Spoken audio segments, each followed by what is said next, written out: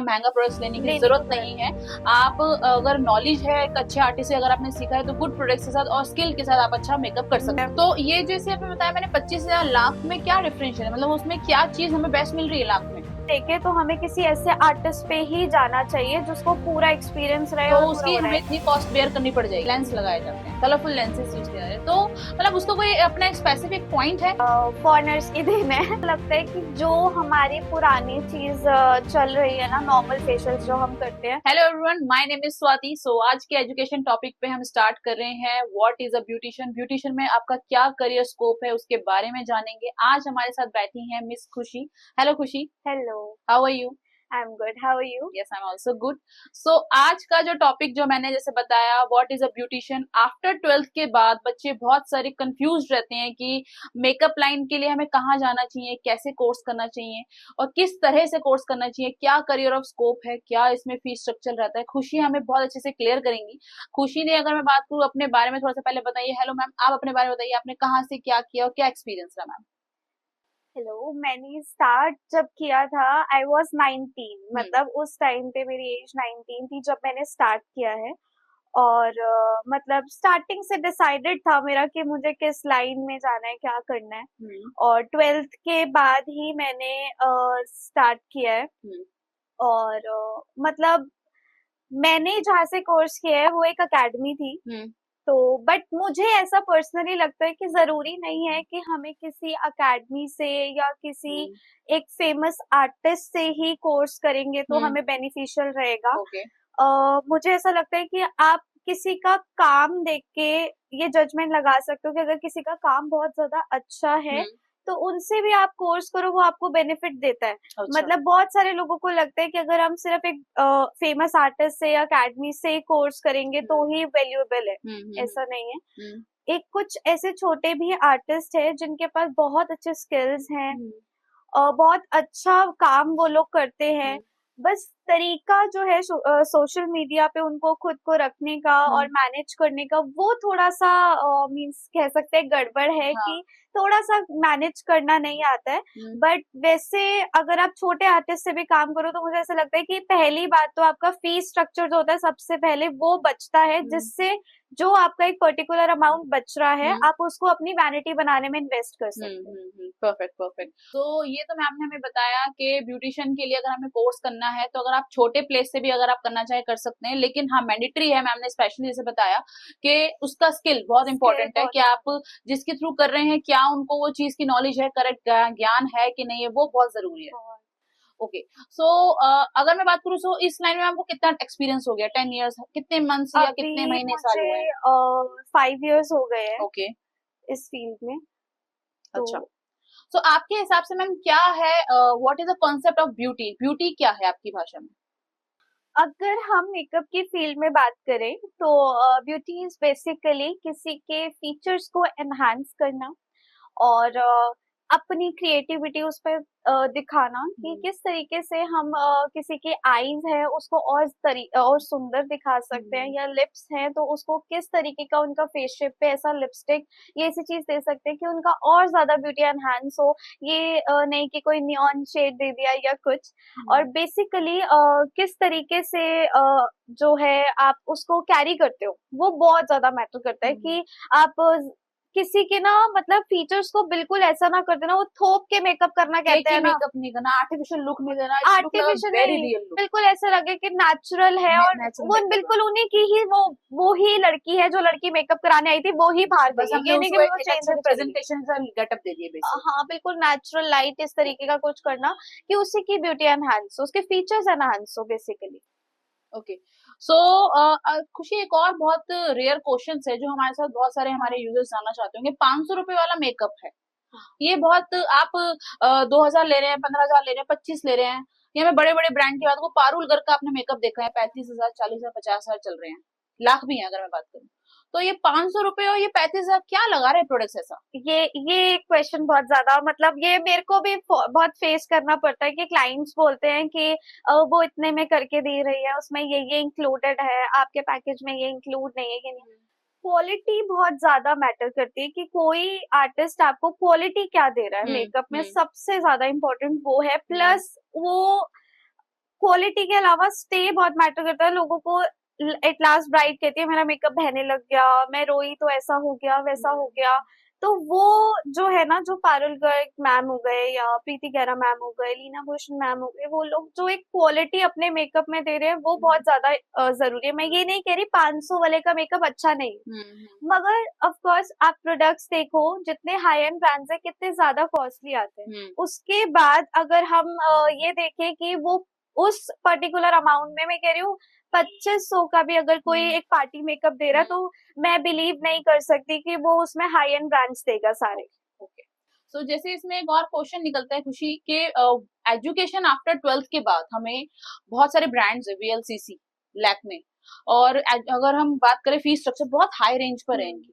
सो बच्चा एक छोटे लोकल स्टोर से सीख के लैक्मे या बड़े वीएलसी में एजुकेशन ले रहा है ब्यूटिशियन इन द करियर, सो आपके हिसाब से क्या करेक्ट बात है?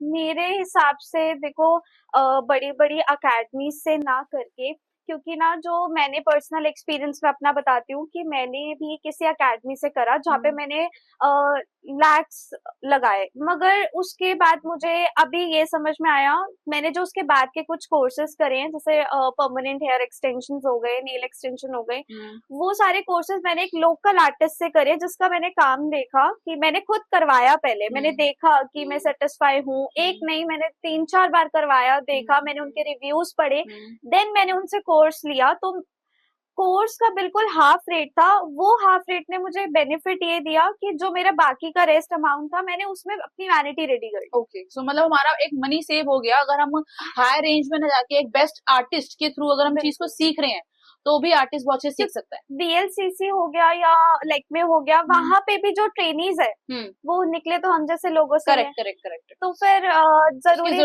जरूरी नहीं है कि आपको अकेडमी से, मतलब हमें एक तरीके से हमें ब्रांड के पीछे ना जाते हुए हमें एक आर्टिस्ट के स्किल पे अगर हम फॉलो करें और अच्छे आर्टिस्ट सीखे तो भी आप अच्छा बिल्कुल। आप किसी भी एक आर्टिस्ट के पास जाओ, आप नॉर्मल उनसे कोई भी मेकअप करवा लो जो उनका बेस्ट मेकअप है, फॉर एग्जाम्पल 5000 का है, आप उसको एक बार कराओ, पूरे दिन रखो, आपको लगता है उनका स्टे, उनका काम कैसा है, क्या आपको कॉम्प्लीमेंट्स मिले, क्या हुआ, उनके काम को उस तरीके से उनका फीडबैक देखो, फिर उसके बाद आप उनसे सीख सकते हो। जरूरी नहीं है कि आपको अकेडमीज में ही इन्वेस्ट करना है। स्कोप क्या है खुशी? अगर मैं बात करूं, मैं ब्यूटिशियन के अंदर बच्चे पूछते हैं कि मैम जॉब करनी है या कुछ अपना खोलना है, क्या लगता है कि इसमें स्कोप क्या है आर्टिस्ट का? स्कोप तो मतलब मैं सच बताऊं तो अभी ये एक ऐसी चीज है, मैं आपको बताऊं, कोई भी लेडी हो या फिर कोई भी, हम जेंट्स की बात करें, मेन है विमेन है, दोनों ही कोई जो मेन है वो विदाउट बीएड सेट कराए, शेव या विदाउट हेयर कट नहीं रह सकता, women without threading without waxing नहीं रह सकती है। तो अभी मेरे को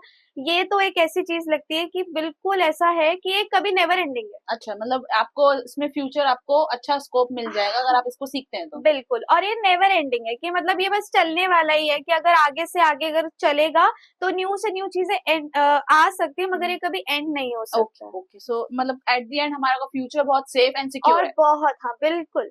ओके, सो इसमें अगर मैं बात करूं खुशी सबसे पहले कि हमारे जो प्रोडक्ट्स हैं फैशन के अंदर, जो भी हमारे ब्यूटी प्रोडक्ट्स यूज किए जा रहे हैं, हमारे हुडा प्रोडक्ट्स हैं, ये जितने भी बड़े बड़े ब्रांड्स हैं, तो इनके लिए आप क्या कहते हैं कि हमें फाउंडेशन बेस बनाने के लिए क्या महंगे प्रोडक्ट्स की जरूरत पड़ती है? और अगर हम लोकल प्रोडक्ट्स से अगर हम काम कर रहे हैं, क्या उनसे हमारा मेकअप नहीं किया जाता? उसके लिए क्या पॉइंट्स हैं? नहीं नहीं, ऐसा बिल्कुल भी नहीं है।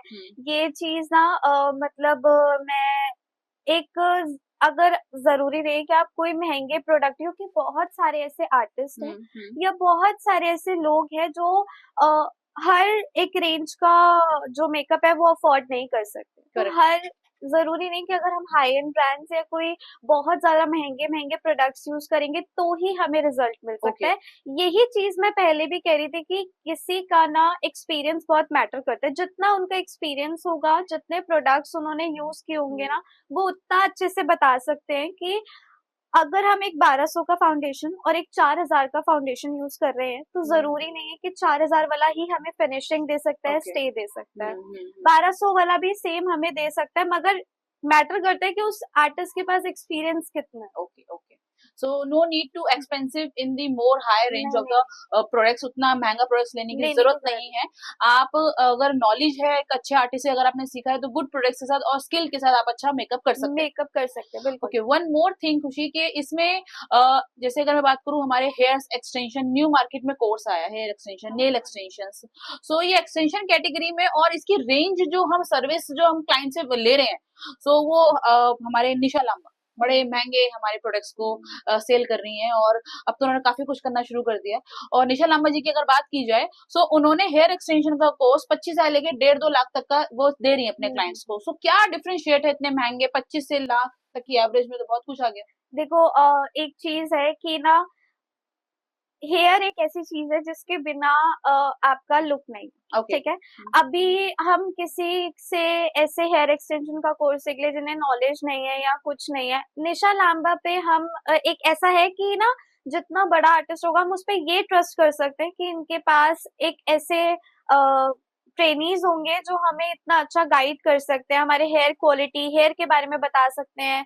कि मेरे को ऐसा लगता है कि जो हेयर का कोर्स है या फिर जो स्किन रिलेटेड कोर्स है, वो तो हमें स्पेशली एक किसी अच्छे, एक बहुत एक्सपीरियंस से करना चाहिए, ताकि आपको नॉलेज रहे। क्योंकि हेयर की कुछ ऐसे लोकल ग्लू आती है, लोकल हेयर के प्रोडक्ट्स आते हैं आजकल, तो केमिकल का काम वैसे इतना चल रहा है जिसकी वजह से लोगों का हेयर फॉल वगैरह इतनी, वो इसी वजह से है। वो जो 1500 एनी लेंथ, 2000 एनी लेंथ में ऑफर्स लगाते हैं। तो ये जैसे अभी बताया मैंने 25,000 लाख में क्या डिफरेंस है, मतलब उसमें क्या चीज हमें बेस्ट मिल रही है लाख में? बेस्ट हमें ना, जैसे वो पूरी उनकी जो नॉलेज है कि इस हेयर पे आपको इस तरीके का काम करना है। अब आप मैं एक एग्जांपल वही दूंगी कि ना, हम किसी के पास कैरेटन कराने जा रहे हैं जिसने ऑफर लगाया कि 1500 एनी लेंथ है, करेक्ट एनी वॉल्यूम, और एक ने लगाया है कि यार अभी आप वॉल्यूम के हिसाब से और लेंथ के अकॉर्डिंग मेरा काम है। ओके।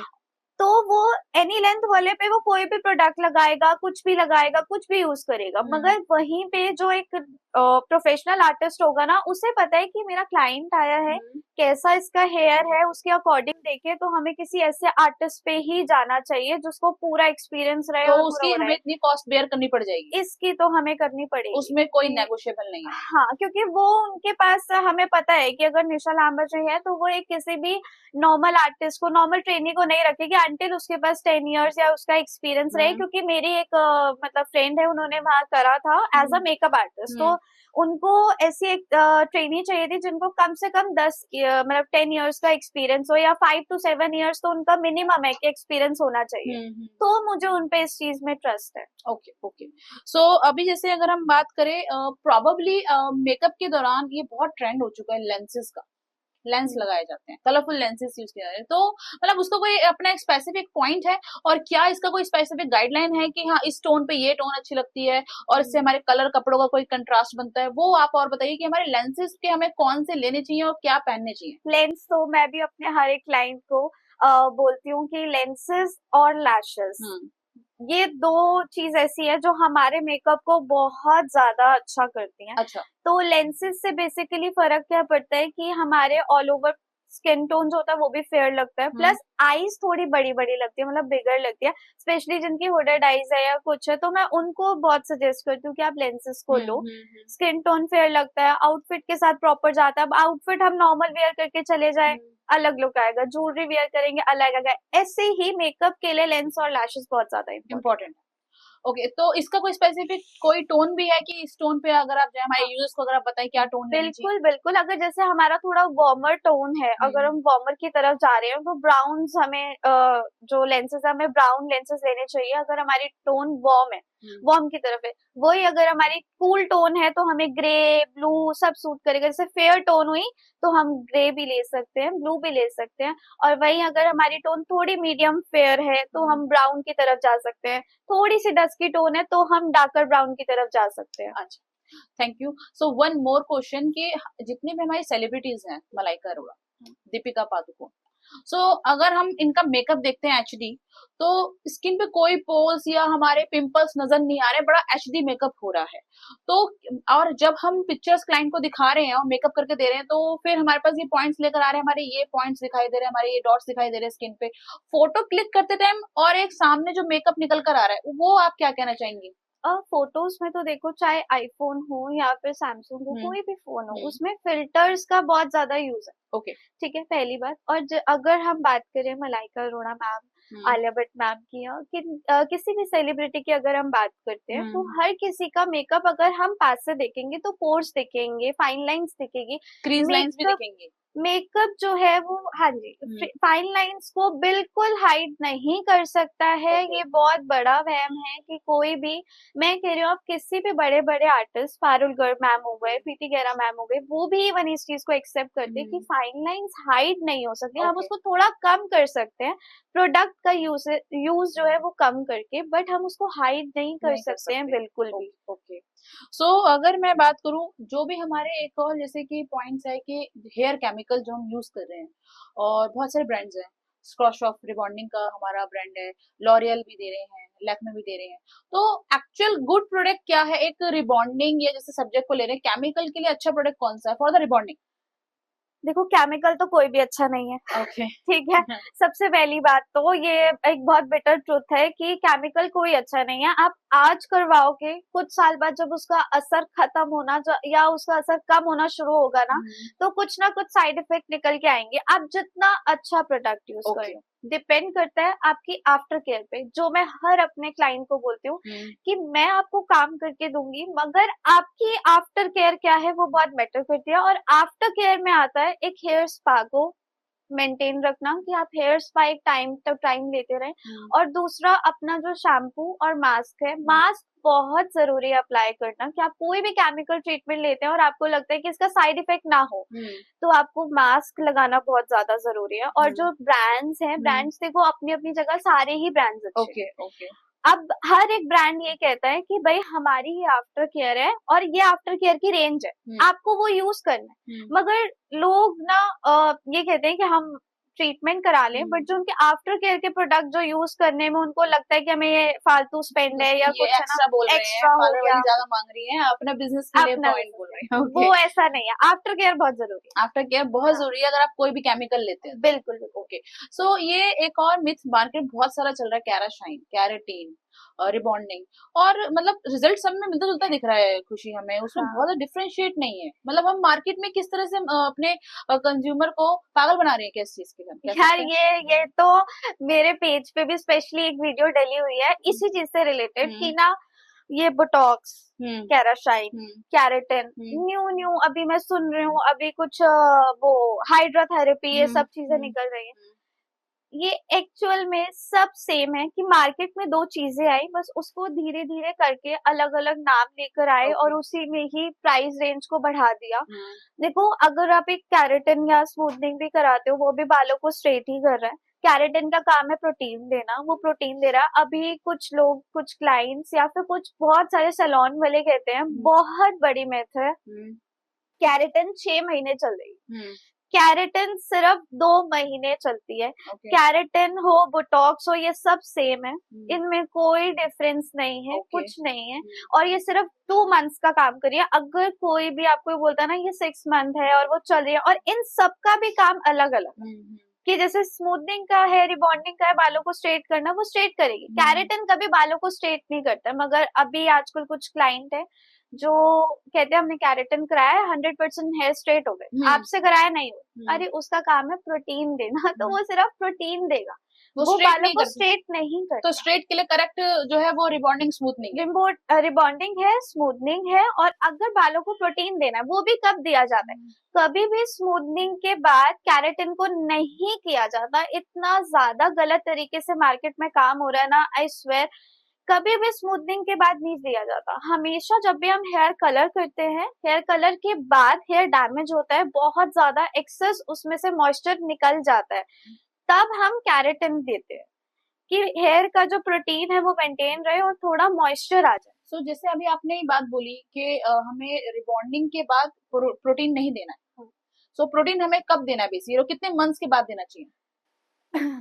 मैं तो वैसे जनरली बताऊं तो अवॉइड करती हूँ कैरेटिन को करना। मैं अपने क्लाइंट को सजेस्ट करती हूँ कि आप हेयर स्पा की तरफ जाओ। क्योंकि हेयर स्पा एक हम बोल सकते हैं नेचुरल तरीका है, बहुत अच्छा तरीका है। जब हम स्टीम देते हैं पोर्स क्लींजिंग होती है, स्टीम बहुत हेल्दी है हमारे लिए, सबसे पहली बात वही। अगर हम स्टीम देते हैं पोर्स क्लींजिंग हो रही है, प्लस हेयर हेल्दी हो रहा है, और जो केमिकल लग रहा है वो जो भी हमारा प्रोडक्ट लग रहा है वो हमारा स्कैल्प पे नहीं लग रहा है सबसे पहली बात, और वो हमारे आईज को कोई इफेक्ट नहीं दे रहा है। लोग आजकल देखते होंगे कैरेटिन करवाते हैं, इतने आंसू आंसू आ जाते हैं। आपने कभी कैरेटिन कराया? हाँ, मैंने बहुत पहले करवाया है। आंसू आंसू आ जाते होंगे, गले तक लगता है। सोचो कितना स्ट्रॉन्ग केमिकल है कि वो आपको इनरली कितना हार्म कर रहा है। हाँ, तो मैं आपको बोलती हूँ कि आप हेयर स्पा की तरफ जाओ, मगर लोगों को हेयर स्पा में इन्वेस्टमेंट ज्यादा लगती है, क्योंकि हर 20 डेज बाद या हर मंथ उसको लेना होता है, मेंटेन करना होता है, मेंटेन करना होता है। और आजकल हर किसी के पास टाइम नहीं है। टाइम में है, थोड़ा सा बिजी शेड्यूल है बेसिकली। ओके, सो अगर हम बात करें, अगर कैरेटिन लेनी है तो वो पहले लें, उसके बाद रिबॉन्डिंग कराएं, आप कह सकते हैं? अगर कैरेटिन लेनी है, नहीं, मैं ये कह रही हूँ कि अगर स्मूथनिंग आप ले रहे हो तो स्मूथनिंग में कैरेटिन अवॉइड करो बेसिकली। मैं क्योंकि वो बहुत हार्मफुल है। मैं मतलब करती हूँ, ऐसा नहीं है मैं नहीं करती, बट हम सिर्फ उस पॉइंट पे करते हैं जब हम क्लाइंट को कह देते कि आफ्टर केयर ये करनी। Okay okay. तो अब जैसे अगर मैं बात करूँ, इसमें हमारा हाइड्रा फेशियल का एक टॉपिक है मैम। सो हाइड्रा फेशियल का जो न्यू सब्जेक्ट आया, और ऑलरेडी मार्केट में बहुत पुराना जो चल रहे आ रहे हैं हमारे जो फेशियल्स आ रहे हैं, बहुत सारे टाइप के फेशियल्स हैं, और हाइड्रा फेशियल ने क्या मार्केट न्यू कवर की बेसिकली, और उसमें क्या हमारे कंज्यूमर को फायदा रहा?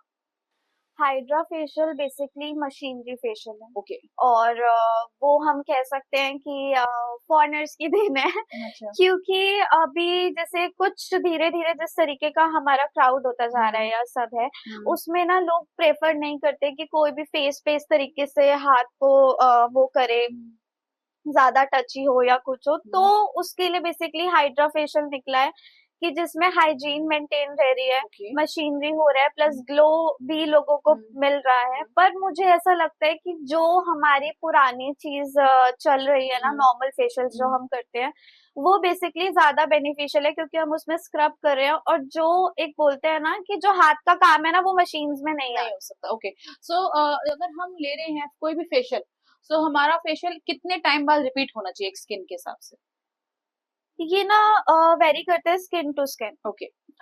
कि स्किन के हिसाब से और प्रॉब्लम के हिसाब से, लाइक ज्यादा अगर टैनिंग है तो हम कहते हैं कि आफ्टर 1 मंथ आप ले सकते हो।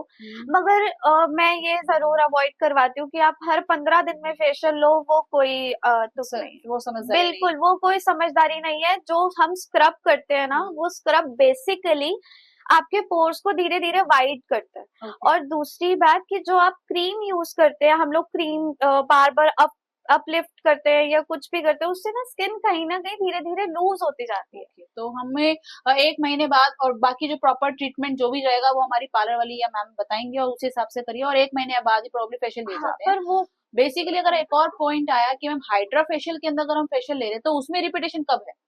उसमें भी सिटिंग का ऐसी हिसाब है? उसमें भी सिटिंग का हिसाब होता है, और उसमें भी हमें मतलब 3 से 4 सिटिंग तो लेनी होती है रिजल्ट के लिए। और समटाइम्स ज्यादा भी। मगर ये भी हाइड्रा फेशियल लोग 2500 में कर रहे हैं। मैं ऑनेस्टली बोलूं तो अगर हम उसको 4500 5000 में करें तो जाके हमारा प्रोडक्ट का हम कह सकते हैं हमें 20% बचता है। मगर ये जो 2500 में या 3000 में हाइड्रा फेशियल हो रहा है, ये सच में मानो मेरी बहुत सारी ब्राइड्स आती है, कहती है हमने हाइड्रा फेशियल कराया है, और मैं उनसे पूछती हूँ तो वो कहती है 2500। अच्छा, कैसे आ सकता है? वो इतना इतना सीरम उसका 1200 का है, जो एक बार में लग जाता है पूरी स्किन पे। ये बहुत मार्केट उनको बेसिकली गलत चीज सेल की गई है। बहुत मार्केट तो बहुत खराब है। सो जैसे इसमें एयर ब्रश मेकअप है, एक नॉर्मल मेकअप भी है विदाउट एयर ब्रश, और एयर ब्रश बहुत कॉस्टली है जैसा हमें पता है। सो आपको क्या लगता है कि विदाउट एयर ब्रश मेकअप वो ज्यादा लॉन्ग टाइम स्टे करता है, या एयर ब्रश से ही अगर हम ब्राइडल रेडी हो और वो बहुत अच्छा लॉन्ग स्टे करता है? क्या दोनों में कंपैरिजन है? एयर ब्रश फाइन जो है वो बहुत फाइन मेकअप है बेसिकली। बहुत फाइन है, ऐसा नहीं है। स्टे एचडी का भी रहता है, और अल्ट्रा फाइन या जो वाटर प्रूफ मेकअप जो भी है चल रहे हैं आजकल, उन सब का स्टे और जो एयर ब्रश का स्टे है वो बिल्कुल सेम है। ऐसा कुछ नहीं है, उसका स्टे का कोई वो नहीं है। बट एयर ब्रश में यह है कि उसकी जो क्वालिटी है वो काफी फाइन है। जैसे हम नॉर्मली मेकअप करते हैं तो वो पता लगता है कि हमने इतना ज्यादा एक लेयर स्किन पे बनी हुई है। एचडी उस लेयर को बनाना अवॉइड करता है। अच्छा, वो एयर ब्रश जो है उस लेयर को अवॉइड करवाता सो थोड़ा बेटर और स्मूथ देता है बेसिकली। हाँ, बेसिकली स्मूथ है, बहुत कैमरा फ्रेंडली है। अच्छा, प्लस अगर अगर सामने से भी देखा जाए तो वो लेयर्स नहीं दिखती है। सो अगर मैं बात करूं आपके हिसाब से हमारा एक जो एचडी मेकअप है और एक एयर ब्रश मेकअप है, पर एयर ब्रश की कॉस्ट बहुत हाई है, सो क्या हमारा मार्केट ज्यादा एयर ब्रश को फॉलो कर रहा है या एचडी मेकअप की तरफ जा रहा है, और वो भी लॉन्ग टाइम तक स्टे होता है? एयर ब्रश तो देखो अभी जो मैं देख रही हूँ वो बिल्कुल खत्म हो चुका है। अच्छा, अगर हम बात करें लीना भूषण मैम की, पारुल गर्ग मैम की, nobody is doing air brush. अच्छा, सब जो है वो एचडी एचडी मेकअप मेकअप, दे रहे हैं। नॉर्मल मेकअप दे रहे हैं, ओके, क्योंकि उसका स्टे बिल्कुल उसी का ही एयर ब्रश वाली टक्कर का है। ओके, और दूसरा एयर ब्रश कॉस्टली इसलिए क्योंकि जो उसके फाउंडेशंस है जो या प्रोडक्ट्स उसके है जो प्रोडक्ट्स है वो बहुत ज्यादा कॉस्टली, जेन्युइनली कॉस्टली है। ओके, तो उसकी हमें इतनी इन्वेस्टमेंट की नीड नहीं है। बिल्कुल भी नहीं है। अगर हमारा क्लाइंट या कस्टमर अगर एचडी मेकअप भी ले रहे हैं, they are satisfied with the HD makeup, no required for the air brush makeup. हाँ, बिल्कुल और भी उसका नहीं। लॉन्ग टर्म स्टे हमारा 4 से 5 घंटे या 10 घंटे तक होता है, कितने एवरेज रहता है? एचडी मेकअप का, एचडी मेकअप का स्टे तो मतलब मैंने जो एक्सपीरियंस किया, मेरे तो ब्राइड्स ने मुझे बताया कि नेक्स्ट डे भी उन्हें वो खींच खींच के निकालना पड़ा। तो इतना स्टे तो नहीं मतलब 24 आवर्स का तो वो आराम से स्टे रहता। देता है। तुम्हारी अगर दुल्हन अगर विदाई ले रही तो मेकअप नहीं हटेगा? नहीं हटेगा बिल्कुल। मेरे साथ कोलैब हुए हुए हैं बहुत सारे ब्राइड्स की, अच्छा, कि उनकी विदाई हो रही है, सब है, स्टिल उनका मेकअप सेम इवन है। The Kajal also? हाँ, इवन काजल ऑल्सो। सो ये अगर अगर आप खुशी मैम से मेकअप लेते हैं ना, ये बहुत बेस्ट पॉइंट हाँ। रहेगा कि लड़के दी भर के लोरे विदाई पे मेकअप बिल्कुल नहीं हटेगा, वो मेकअप नहीं वाटर जाएगा प्रूफ है, कहीं। हाँ हाँ वो बिल्कुल। गारंटी है। हाँ हाँ, वो कहीं नहीं जाएगा। ओके, ठीक है। सो एक और टिप लेते हैं मैम से कि स्किन टिप अगर आप क्या कहते हैं कि मैम हमारा बेसिकली स्किन के लिए हेल्दी मेंटेन रखने के लिए, मेकअप तो चलो एक आर्टिफिशियल ऊपर का सोर्स है, और एक अच्छी स्किन की ट्रीटमेंट के लिए आप क्या कहते हैं, एक इतना तो बेसिक नीडफुल के लिए आप यूज कीजिए? उसके लिए मैं ये कहती हूँ, एक सीटीएम बहुत ज्यादा जरूरी है जो आप सुबह शाम अपना करें। अच्छा, मतलब एक मॉर्निंग रूटीन एकदम फिक्स होना चाहिए कि सीटीएम मुझे करना है। जैसे Okay. हमें मॉर्निंग रूटीन हमारा फिक्स है, ब्रश के बिना हम नहीं रह सकते, तो ऐसे ही सीटीएम के बिना हम नहीं रह व्हाट इज सकते। CTM? CTM is basically cleansing, toner और मॉइस्चराइजर। सो वो आपने लगाना ही लगाना है स्किन पे? वो लगाना है। मतलब मैं कहती हूँ टोनर में आप राइस वाटर का टोनर बना सकते हो, जो आपकी स्किन के लिए भी हेल्दी है। उसी राइस वाटर को आप कभी स्कैल्प पे भी वो कर सकते हो, हेयर हेल्दी रहता है। तो राइस वाटर के साथ अगर हम काम करें तो स्किन बहुत शाइन करेगी? बहुत शाइन करेगी। और क्रीम कौन सी आप बेटर कहेंगे?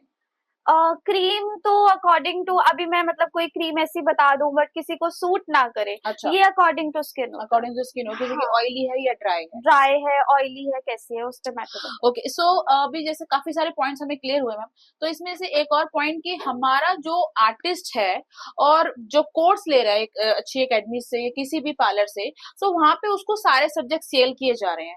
लाइक बात करूँ makeup, hair, nail, extension category, chemical category, तो क्या वो आर्टिस्ट सारे कोर्स में जाना चाहिए या पर्टिकुलर एक सब्जेक्ट पे भी अगर वो फोकस करे तो उसमें अच्छा अर्न कर सकता है? नहीं, मुझे ऐसा लगता है, देखो मैंने ना सारे कोर्सेज करे, ये Okay. मेरा पर्सनल मतलब ओपिनियन है कि मैंने सारे कोर्सेज करे हुए हैं। मुझे हेयर एक्सटेंशन हो गया, नेल हो गया, आई लैशेज हो गए, सारे। ओके, पर मुझे ऐसा लगता है कि ना एक पर्टिकुलर चीज में जाना ही बेनिफिशियल होता है। अगर आप पर्टिकुलर सीखो, सब अच्छा, आना सब चाहिए, पर एक पर्टिकुलर कोर्स ऐसा होना चाहिए जो जिसमें आप स्पेशलिस्ट हो। तो कि वो जैसे मेकअप में मेरा है कि मैं मेकअप किसी को नहीं दूंगी। अच्छा, तो वो अगर आप कहते हैं आपका स्पेशल जो है वो मेकअप है और बाकी हर कुछ सीखे, लेकिन अगर आप एक पे ज्यादा फोकस रखें तो ज्यादा अच्छा चलेगा? हाँ, एक पे ही फोकस रहना चाहिए, बट सीखने के लिए आपको सब आना चाहिए कि क्या आना क्या चाहिए। है, नॉलेज होनी चाहिए बेसिकली। जैसे अभी आप मुझसे हाइड्रा का पूछ रहे हैं, मेकअप भी पूछ रहे हैं, मैं हर चीज का जवाब दे पा रही हूँ। करेक्ट, तो वो नॉलेज होनी बहुत ज्यादा जरूरी है कि एक ताकि ब्यूटी हम इंडस्ट्री में है।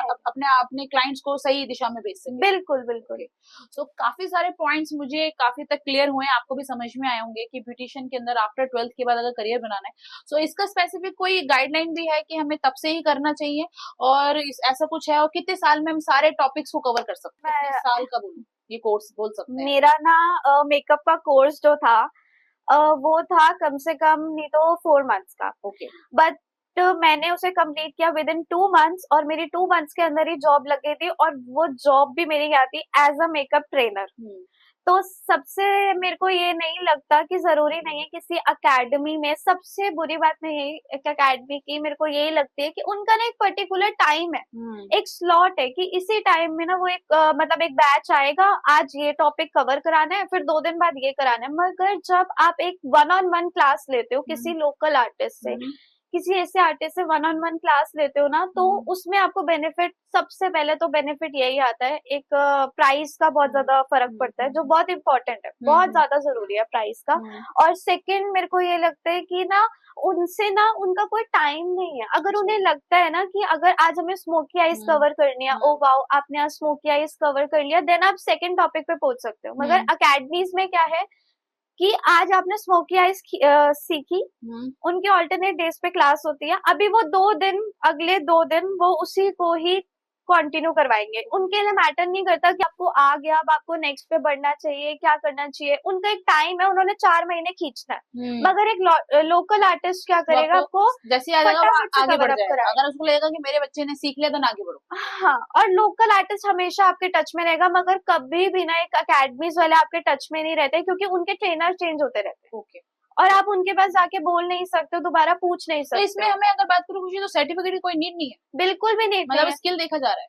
मेरे से कभी किसी ने पूछा ही नहीं आपने कहाँ से करा, कुछ पूछते भी है कहाँ से कोर्स करा, क्या करा, बट लोग मुझसे कभी किसी ने सर्टिफिकेट, मेरा कहीं भी सर्टिफिकेट नहीं लगा हुआ। सो कहीं ना कहीं अगर हम बात करें, ये स्किल बेस्ड प्रोग्राम है, और अपनी स्किल के ऊपर अगर आप फोकस करें और अच्छे आर्टिस्ट से अगर आप सीखे, तो आपकी स्किल बहुत अच्छे से इंप्रूव हो सकती है। लाइक खुशी मैम से अगर आप सीखना चाहे तो मैम से भी कांटेक्ट कर सकते हैं, काफी अच्छा काम इनका पेज पे देखने को मिलेगा, और हम मैम के साथ जुड़े रहेंगे और कोलैब करके वीडियोस भी डालेंगे। सो उम्मीद करती हूँ मैम मैंने अपने सारे पॉइंट्स क्लियर किए। कोई एक आधा पॉइंट जो मेरे से रह गया और अगर आप वो बताना चाहती तो प्लीज बताइए। पॉइंट तो नहीं, पर मैं ये बोलना चाहूंगी कि एक जो अभी ना कुछ लोकल आर्टिस्ट, या हम कह सकते हैं रोड साइड, मतलब जो छोटे छोटे पार्लर्स है या कुछ है, वो जो ये सस्ता काम दे रहे हैं ना, प्लीज इस चीज पे बिलीव किया करो। और क्वेश्चन जो मेरे दिमाग में आया मैम कि वैनिटी जो है बहुत महंगी बनती है, सो वैनिटी की क्या कॉस्ट ऑफ रेंज स्टार्टिंग एक इनिशियल लेवल आप कहती है मैम? वैसे तो 10 लाख की भी वैनिटी बन जाती है जो मुझे पता है, आप बताइए एक बेसिक